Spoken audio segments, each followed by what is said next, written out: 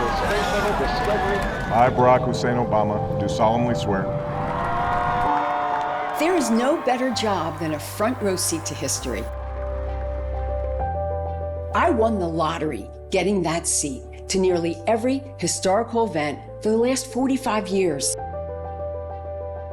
Being an editor is more than arranging the pictures. It's also making sure the correspondents get it right. I wrote the most terrible, crass lines about George W. Bush or Barack Obama. You said, "That's a great line, Matt, but have you thought about this?" or "Have you thought about that?" in a very gentle way. You basically told me that I was spinning a load of crap and could I give it another go? I was the last line of defense before it gets to the audience. During an edit after the 9/11 attack, I asked the correspondent to change a script line from the Pentagon being destroyed to it being breached. Words matter. At CBS, I convinced Jim Stewart to let me edit the pictures first and then add his track. The result was the new Old Guard, my first place win in the 1994 WHMPA video contest. You're about at 8 minutes off. Yes, sir. My mentor and first BBC bureau chief was Martin Bell. He taught me everything I needed to know about integrity in journalism. Excuse me, I just want to break off because we've had some incoming sniper fire and I don't want to endanger the crew out here. My daughter, Rachel, was in the edit suite with us from when she was a few months old. And something must have clicked because she is now an executive producer in LA. I had the privilege of working with Joni during her early years with the BBC operation in Washington. She was a friend as well as a colleague. One of our earliest stories was about the tour of Canada by Prince Charles and Princess Diana in 1983.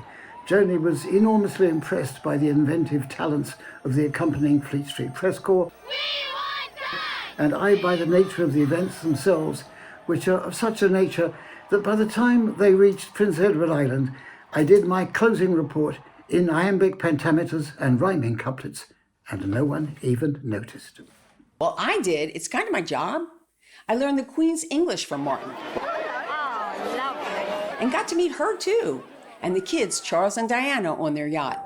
In fact, my career path was headed to looking inside your mouth as a dental hygiene major. Lucky for everybody, that gig did not work out. So walking into WJLA TV7 turned my career around. The travel was extraordinary.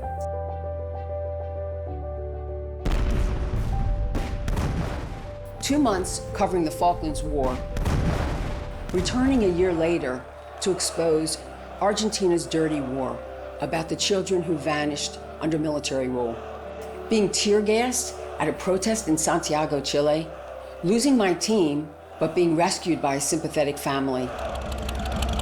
I crossed in front of tanks to get our tape to a feed point during a failed coup attempt in Russia, only to find myself years later covering another insurrection here at home.